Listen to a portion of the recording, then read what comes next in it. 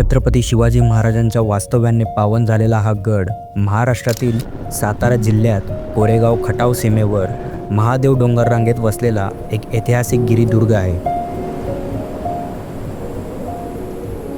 स्वराज्याच्या संरक्षणासाठी व आदिलशाहीच्या व्यापारी मार्गावर लक्ष ठेवण्यासाठी साताऱ्याच्या पूर्वेस 30 किलोमीटर अंतरावर महाराजांनी अफजलखानाच्या वधानंतर हा गड उभारला व 12 ऑक्टोंबर ते 11 नोव्हेंबर 1661 ह्या गडावर मुक्कामाला देखील ते होते. समुद्रसपाटीपासून 1500 फूट उंची असलेला हा गड चढाईसाठी अत्यंत सोप्या श्रेणीत येतो. पूर्व पश्चिम दिशेस पसरलेल्या ह्या गडाची तटबंदी, त्यावरील बुरुज व चोर दरवाजे आजच्या घडीलाही चांगल्या स्थितीत पाहावयास मिळतात. स्वराज्यात असणारा हा गड मुघलांनी 1701 मध्ये जिंकला व जेमतेम 3 वर्षांनी म्हणजे 1704 मराठा सैन्यांनी तो स्वराज्यात सामील केला. काही दिवसातच पुन्हा तो मुघलांकडे गेला व पुन्हा 3 वर्षांनी 1707 मराठ्यांनी किल्ला परत मिळवला व शेवटी 1818 स्वराज्यातील सर्व किल्ल्यांबरोबर हा देखील इंग्रजांकडे गेला. गोमुखी रचनेतील सुस्थितीत असलेला उत्तरमुखी दरवाजा, महादेव मंदिर, हनुमान मंदिर, पाण्याचे टाके व गडमाता वर्धनी मातेचे मंदिर असणारा हा गड म्हणजे वर्धनगड.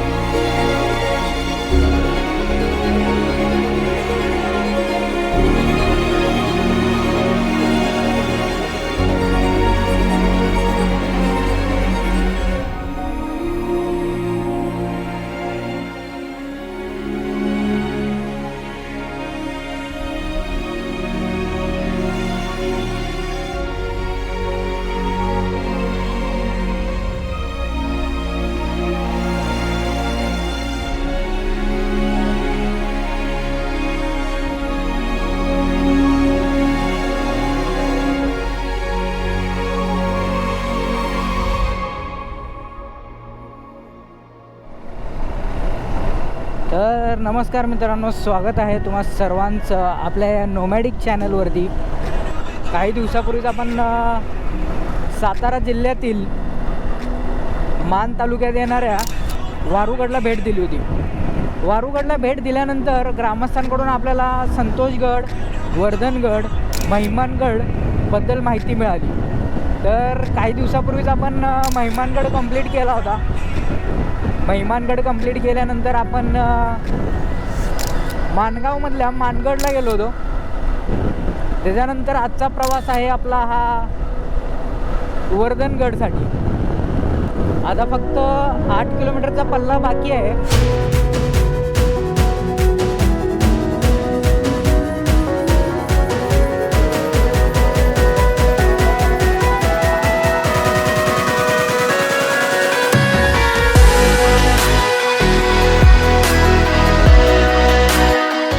मला आहे ना, गडावरती जे देवीचं मंदिर आहे ते सुद्धा मला इकडनं दिसतंय आणि त्याचा एक जो बुरुज आहे तो बुरुज देखील दिसतो. आणि इकडून आपल्याला वर्धनगडसाठी लेफ्ट टर्न मारायचं आहे. जसं की इथं फलकी लावलेलं आहे वर्धनगड आणि इकडे रस्त्यावरती तिकडे तोफासुद्धा लावलेले आहेत.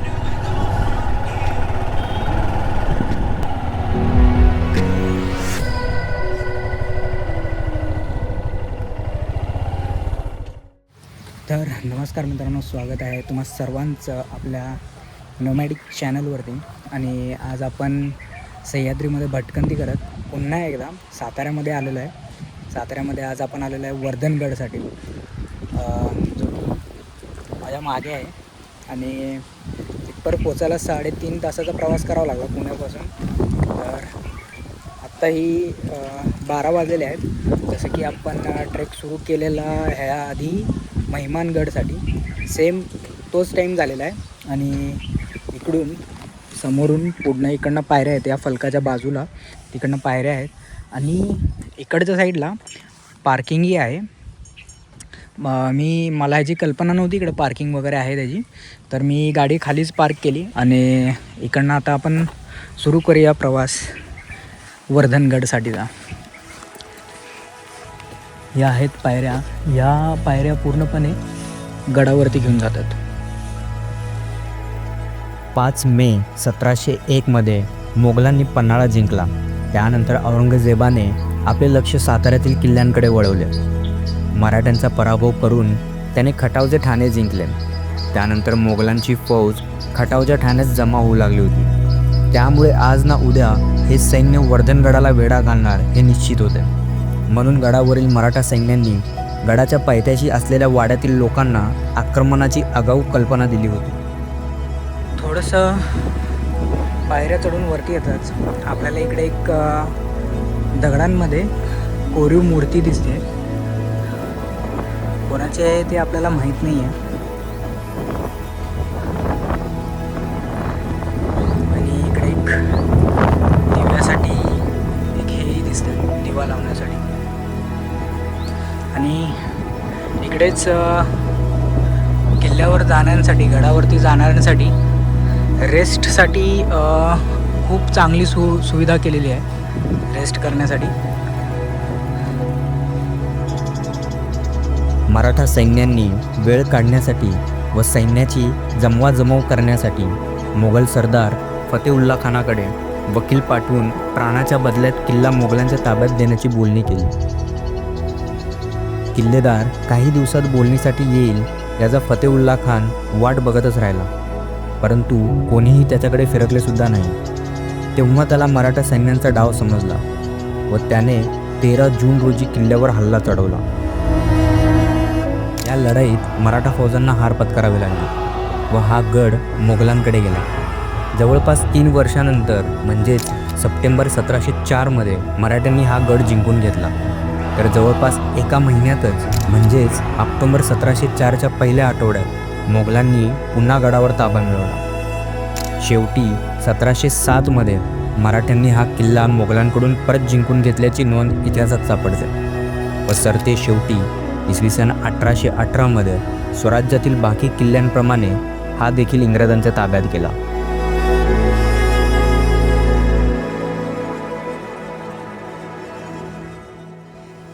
तर मित्रांनो, जेमतेम 15 ते 20 मिनटं पायरी मार्गाने आपण वरती आल्यानंतरच आपल्याला हा गोमुखी रचनेतला मुख्य प्रवेशद्वार पाहायला भेटतो इकडे. आणि हे 2 बुरुज आताही चांगल्या अवस्थेत आहेत, पण झाडांच्या विळख्यामध्ये आहेत. जर तुम्ही ऑब्झर्व केलात, मराठा साम्राज्याचे बहुतांश किल्ल्यांचे प्रवेशद्वार हे गोमुखी रचनेतच बांधले गेले होते. कारण शत्रू सैन्याला लांबून समजत नाही की गडाचा प्रवेशद्वार कुठे आहे.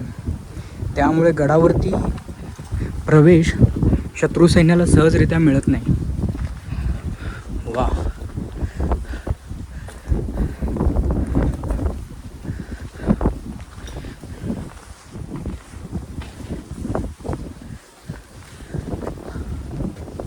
असं वाटतंय हे गडाचे दरवाजाचे काम रिसेंटली काही वर्षामध्ये झालेलं आहे.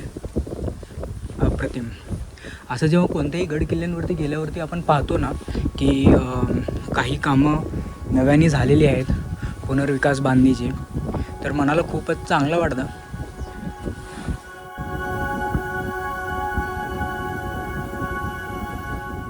दरवाजापासून प्रवेश करताच इकडे एक देवडी पाहायला भेटते. फक्त ही उजव्या हाताला आहे, डाव्या हाताला इकडे देवडी कोणतीही नाही आहे. हे एक प्रकारे आपल्याला वारूगडची आठवण करून देतं. वारूगडावरती असंच होतं, आपण जेव्हा महादरवाजातून वरती प्रवेश करतो त्याच्या उजव्या हाताला आपल्याला सुरक्षा रक्षकांसाठी, गडावरील सुरक्षा रक्षकांसाठी देवडी पाहायला मिळते. तर आता चला, आपण पूर्णपणे गडावरती आलेलो आहोत. बघूया आपल्याला इकडे काय काय पाहायला मिळतं ते. इकडेच एक वर्धनगडसाठीचा एक फलक लावलेला आहे, ज्याच्यावरती गडाबद्दलची माहिती आणि एक मॅपही दिलेला आहे इकडे. वाह, अप्रतिम. अशी माहिती सर्व किल्ल्यांवरती पाहिजे आणि असा एक मॅप, अप्रतिम. तर मित्रांनो, इकडेही फलकांमध्ये असं नमूद केलेलं आहे, स्वतः छत्रपती शिवरायांनी बांधलेला हा किल्ला आहे. आणि ह्याच्यावरती आपल्याला वर्धनी माता देवीचं मंदिर पाहायला भेटतं. चुन्याचा घाणा आहे, शौचकुपे आहे. आपण आता ह्या महादरवाजातून आपण एंट्री केलेली आहे आणि आपण असा एक फटका मारूया पूर्णपणे राऊंड, म्हणजे जेणेकरून आपण उद्ध्वस्त वाडे जे आहेत, तटबंदीतील शौचालयही आपण शेवटच्या क्षणी आपल्याला पाहायला भेटेल. आणि ह्या बुरुजापासूनच आपण सुरुवात करूया. जो इकडे दिसतोय तिथे हिंदवी स्वराज्याचा ध्वज फडकत आहे. वर्धनगडच्या इतिहासाचा फलक वाचून व मॅप पाहून आता आपण ह्या बुरुजाकडे जाण्याचा प्रयत्न करू. जर जाता येत असेल तर निश्चितच मार्ग आहे, पायवाट दिसते.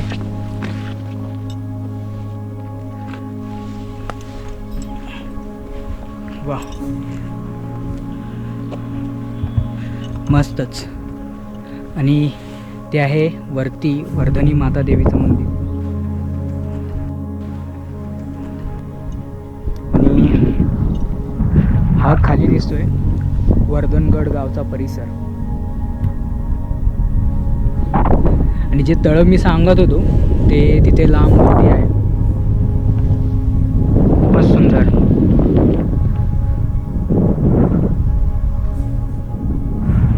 तिकडेही विंटर पाहायला भेटतात,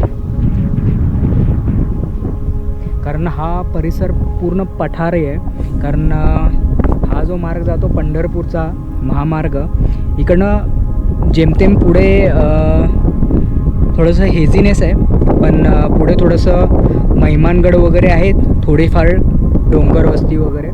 नंतरनं पूर्ण प्रदेश आहे ना हा पठारी प्रदेश आहे. त्यामुळे इकडनं येणारा वारा ह्याचा उपयोग करण्यासाठी ह्या डोंगरांवरती इकडेही आहे टर्बाईन्स लावलेले आहेत. आणि ॲक्च्युली कॅमेऱ्यामध्ये कैद होणार नाही ते, पण तिथे फार दूरवरती ते हेझीनेसमध्ये ते पूर्णपणे लपून गेलेले आहेत. तिथेही विंड टर्बाईन्स आहेत. तर ह्या बुरुज पाहिल्यानंतर इकडे तरी जाण्यासाठीचा मार्ग दिसत नाही आहे. तर तिकडे एक पायवाट आहे जी माझ्या मते मंदिराकडे जाते आणि इकडे एक पायवाट आहे. तर आपण अशीच पायवाट हुडकून पाहूया काय काय पाहायला भेटतं आपल्याला ते. तर फलक पाहिल्यानंतर त्याच्या उजव्या हातासच ही आपल्याला एक पायवाट दिसते.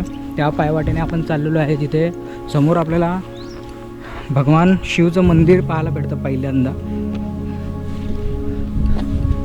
तर आपण पहिला तिथे जाऊयात. तर शिवमंदिरला जाण्याच्या मार्गामध्येच हा तो रस्ता आहे जो आपण फलक पाहून आणि उजव्या हातास वळण घेतलं होतं, जो शिवमंदिरापाशी जातो पुढे. त्याच्या उजव्या बाजूचंच हे पावसाळी तलाव पाहायला भेटतं. जेव्हा भरपूर पाऊस होतो तेव्हा वरून येणारं सगळं पाणी ह्या डबक्यामध्ये इथे साचून राहतं. आता जेमतेम पावसाळा संपून 2-3 महिनेच झालेले आहेत, पण तुम्ही परिस्थिती बघू शकता, काहीही पाणी शिल्लक राहिलेलं नाही आहे, पूर्णपणे सुकून गेलेलं आहे.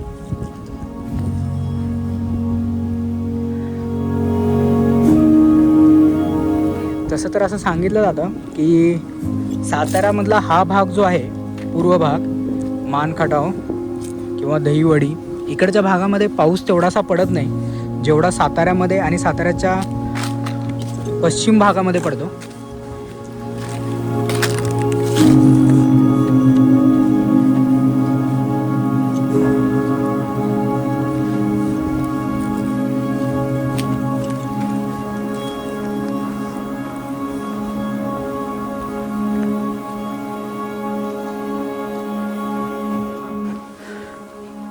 तर मित्रांनो, हे आहे किल्ल्यावरील शिवमंदिर. त्याच्यासमोरच इथे नंदी आहे व आपल्याला एक दीपस्तंभही दिसतोय. हे शिवमंदिर पाहिल्यानंतर त्याच्या डाव्या हातास इथे एक पिण्याच्या पाण्याचा टाका आहे, पण पाण्याची परिस्थिती पाहता हे पाणी पिण्यायोग्य नाही आहे. हां, वापरण्यायोग्य जरूर आहे, कारण थोडं का असे ना पाणी थोडंसं शुद्ध आहे, पण पिण्यायोग्य आहे असं तर नाही आहे. किल्ल्यावरून गडावरून पाऊस झाल्यानंतर जे पाझरणारं पाणी आहे पावसाचं, ते पाण्याच्या टाक्यामध्ये जमा होता आणि जो ओव्हरफ्लो झालेला पाणी असेल तो या पाणवट्यातून दिसतोय तिकडेही, किल्ल्यावरून किंवा गडावरून खाली जातो. तर हे शिवमंदिर पाहिल्यानंतर इथे होतं पाण्याचं टाकं आणि जर आपण उंचवट्यावरती पाहू म्हणजे किल्ल्याच्या सर्वोच्च भागामध्ये सर्वात उंच हे वर्धनी मातेचं मंदिर दिसतं इकडे. आपल्याला जायचं आहे तिकडे. इथे दिसतात आपल्याला आपले लाडके हनुमानजी. गडावरील महादेव मंदिराच्या पुढील भागात वर्धिनी माता मंदिराकडे जाताना असणाऱ्या या दक्षिणमुखी मारुतीचे दर्शन घेऊन पुढे गडदेवी वर्धनी माता मंदिराकडे निघालो.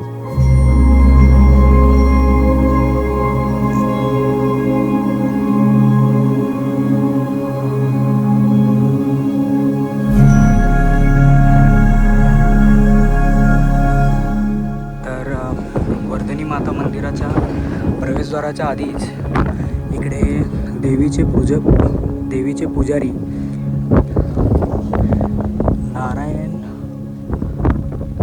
नारायण फणसे यांची समाधी आहे. आता वर्धनी माता मंदिराकडे येऊन बसलो आहे. मंदिरात जाऊन देवीचं दर्शन घेतलं. खूपच सुंदर मूर्ती आहे मंदिरात, पाहण्यायोग्य, पण फोटो काढणं अलाउड नाही आहे, त्यासाठी फोटो काही काढला नाही. आणि भयंकर हवा सुरू आहे जोराची आणि उन्हामध्ये फार थोडा थकून आल्यामुळं मंदिराजवळ बसलो आहे. काय म्हटले? चोर दररोज आहे. हो तिकडे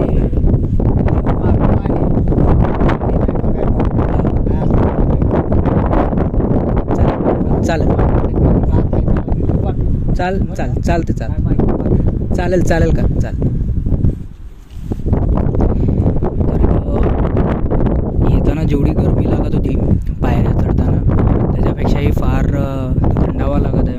आता ऑलमोस्ट 1:30 वाजलेले आहेत आणि खूप लेसफुल पण वाढत आहे. शांत.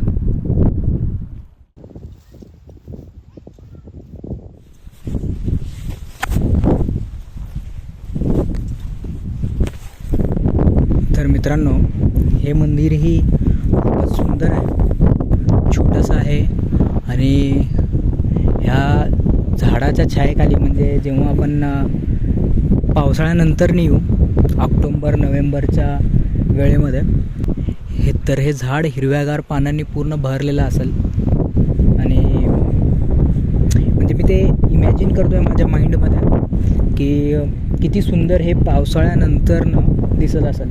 आता तर जानेवारीचा महिना चालू झालेला आहे 2026चा, त्यासाठी थोडीशी पानगळती झालेली आहे आणि ह्या आजूबाजूच्या गवत ही पूर्णपणे पिवळे झालेले आहेत, आजूबाजूचे गवत.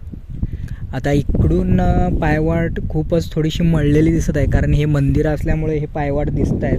ह्याच्या पुढची पायवाट म्हणजे काही समजत नाही आहे आणि बेदाम हवा चालू आहे, बेदाम. तर मित्रांनो, इथं समोर आहे ते वर्धनी माता मंदिर. त्याचं थोडंसं पाठीमागे आलं ना तर आपल्याला ही तटबंदी गडासाठीची दिसण्यास सुरुवात होते. कारण जसं की मी म्हटलं होतं, वर्धनी माता मंदिर हे सर्वोच्च भाग आहे गडावरचा, त्यासाठी हे फोर्टिफिकेशन दिसून नाही येत. मी थोडंसं कन्फ्यूज झालो होतो की कोणत्या दिशेस असेल हे पाहण्यासाठी, पण फायनली. आणि तिथेच स्वराज्याचा भगवा ध्वज आहे. तर चला आपण आता त्या तटबंदीकडे जाऊया. तर मित्रांनो, ह्याच्या वरच्या साईडला वर्धनी माता देवी मंदिर होतं आणि जसं की तुम्हाला माहीत आहे की उंच जागेवरून खाली उतरताना पाणवठे तयार केले जातात पाणी त्यामध्ये अडून राहण्यासाठी. तसंच काहीसं हे स्ट्रक्चर दिसतंय. तर वरून येणारं पाणी खालच्या टाक्यांमध्ये साचतं आणि इकडनं जे ओव्हरफ्लो होईल पाणी त्याच्यासाठी हा मार्ग आहे, तो गडावरून खाली छोट्याशा एखाद्या धबधब्याच्या स्वरूपात किंवा झऱ्याच्या स्वरूपात खाली पडतो. आता जो आपण मॅप बघितला होता त्या मॅपमध्ये ह्या 2 टाक्यांचं नाव आवळी जावळी असं ठेवलेलं आहे. तर आपण अजून पुढं जाऊन जरा जवळून ह्याला पाहूयात. तर हे टाक्यातील पाणीसुद्धा आहे ना तर मित्रांनो बघा ते थोडंसं पाझरते तिकडनं.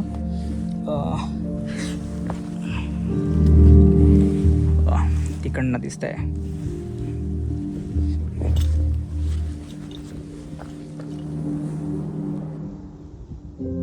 हे असं उंच भागातनं पाणी आहे ना, जमिनीतनं थोडंसं पाझरून ह्या टाक्यांमध्ये येऊन साचतं.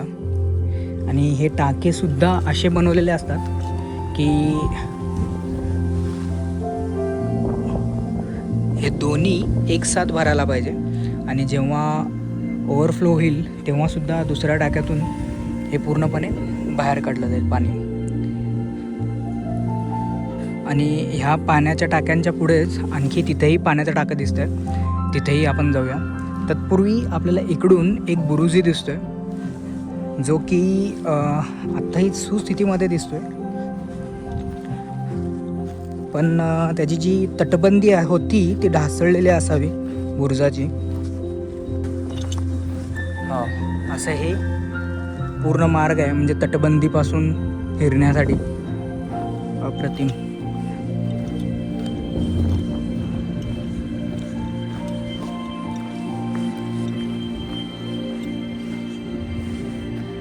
वाव, अशी ही पूर्ण फोर्टिफिकेशन आपल्याला पाहायला भेटतं. आणि ह्या मार्गाने साताऱ्यातून आपण ह्या मार्गाने आलो होतो. हाच मार्ग पुढे पुसेगाव आणि महिमानगडसाठी देखील जातो. आणि तिकडे आहेत, आता इकडनं तुम्हाला दिसेल विंड टर्बाईन्स, ज्याची मी गोष्ट करत होतो तिकडे बसल्या बसल्या.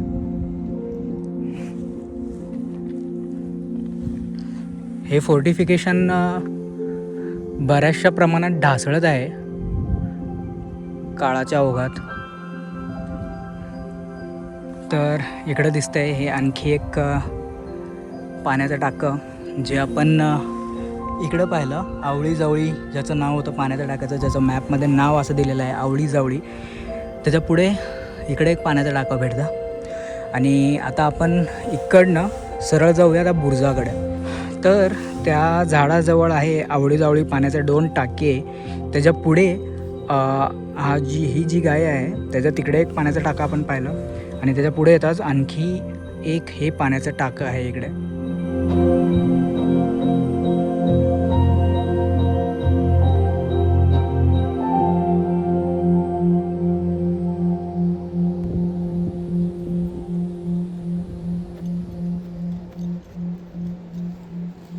किल्ल्याचा शक्यतो हा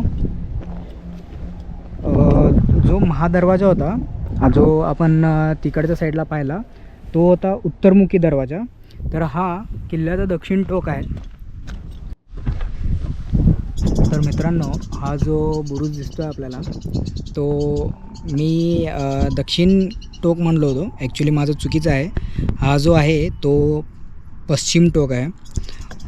पूर्वेच्या साईडला जो होता तो महादरवाजा होता तिकडच्या साईडला, आणि उत्तरमुखी तो दरवाजा होता. तर मित्रांनो, पश्चिम दिशेस असलेल्या या तटबंदीला बुरुजाला भेट देऊन आता आपण परत निघालो आहे. पण कन्फ्युजन असं आहे की ज्या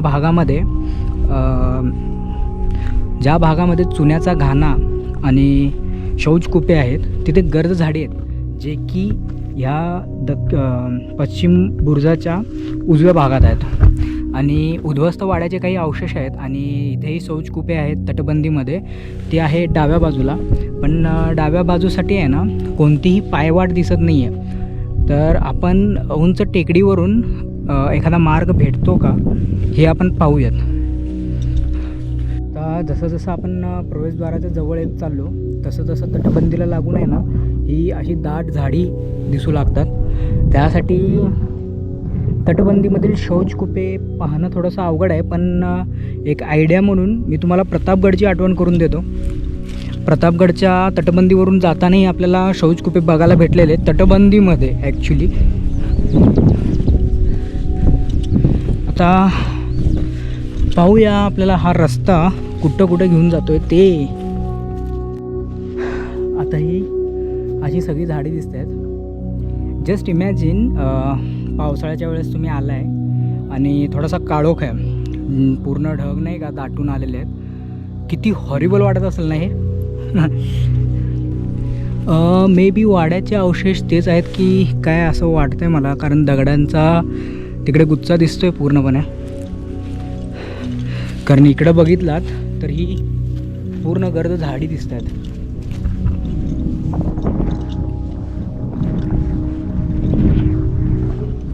भेटला थोडासा थंडावा. ओके, तर हेच आहेत मे बी 100% शुअर. हेच वाड्याचे काही अवशेष आहेत, पुरातन वाड्याचे, आता जे पूर्णपणे उद्ध्वस्त झालेले आहेत.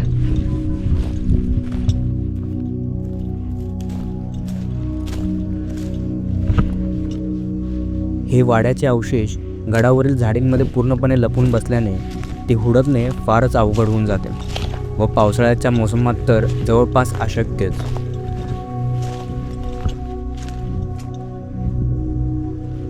इथे असे बरेच वाडे दिसत आहेत पुरातन. त्याचं फक्त एक स्ट्रक्चर राहिलेले आहेत. हां, पूर्णपणे झाडी वाढलेली आहेत. इकडेही दिसतंय, इकडेही दिसतंय, इकडेही आहे पुरातन वाड्याचे अवशेष.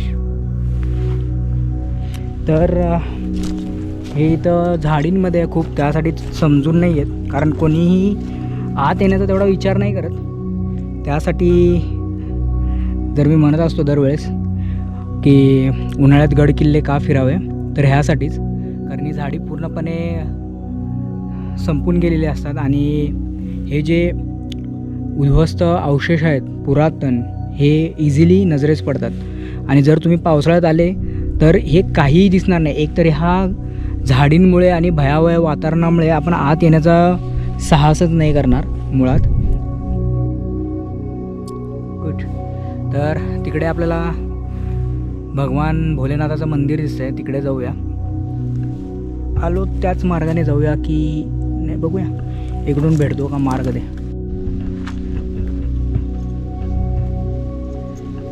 तर आपण हे आलो इथून भोलेनाथाच्या मंदिराकडे.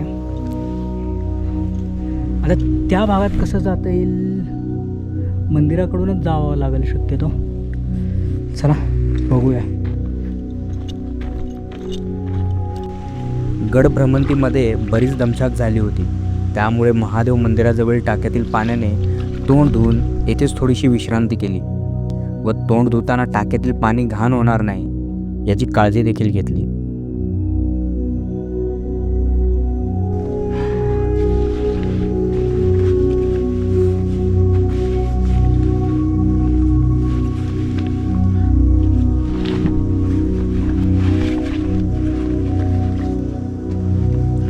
तर इकडून जाऊया किल्ल्याच्या दक्षिण पूर्व भागामध्ये.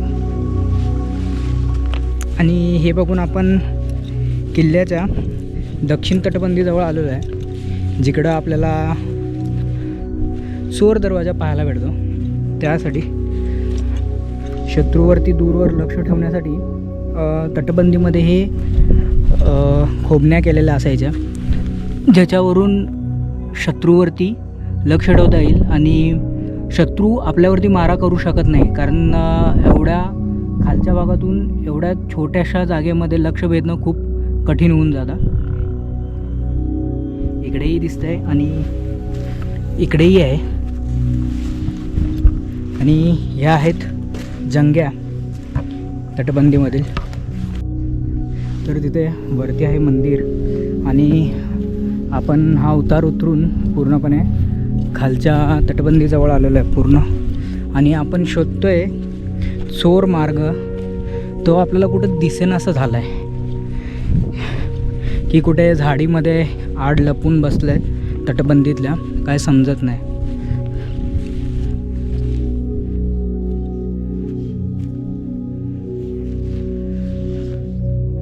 हे इथे काहीतरी दिसतंय की हे चोरवाट असावी, काय माहिती.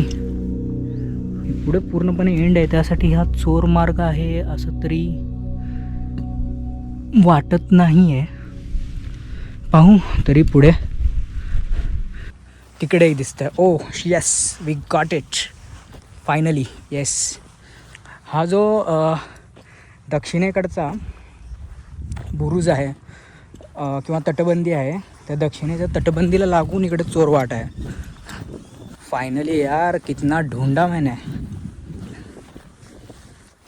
वाह, ग्रेट. इकडे आहे तो चोर दरवाजा.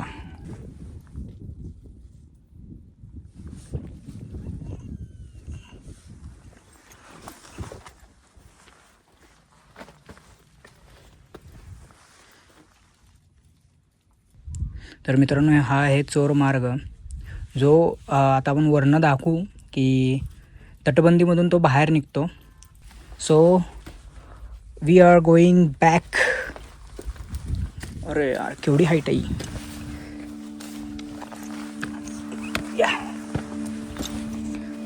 तर असा होता हा चोर दरवाजा. आता फक्त आपला चुन्याचा घाणा एक बघायचा आहे, जे आपण अनेक गड किल्ल्यांवरती बघितलं. जसं सांगायचं झालं तर तिकोना, त्यानंतर विसापूर येथेही.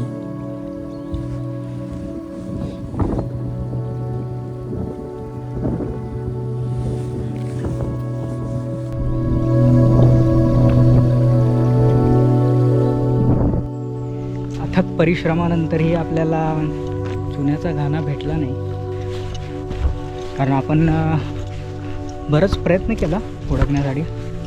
आणि सरते शेवटी आपण येऊन पोचलेलो आहे किल्ल्याच्या मुख्य प्रवेशद्वाराजवळ, जिथून आपण सुरुवात केली होती गडभ्रमंतीला. जाताना आपण इकडून गेलो होतो, येताना थोडासा फिरून इकडनं आलो आहे. तर एनिवे, चुन्याचा घाणा आपल्याला माहिती आहे, आणि तसं इथं ह्याच्यामध्ये लिहिलेलं पण आहे मॅपमध्ये. पण एकंदरीत ते झाडामध्ये कुठंतरी लपलेलं असावं, त्यासाठी ते भेटत नाही आहे. तर आता आपण परतीचा प्रवास सुरू करत आहोत. Back to.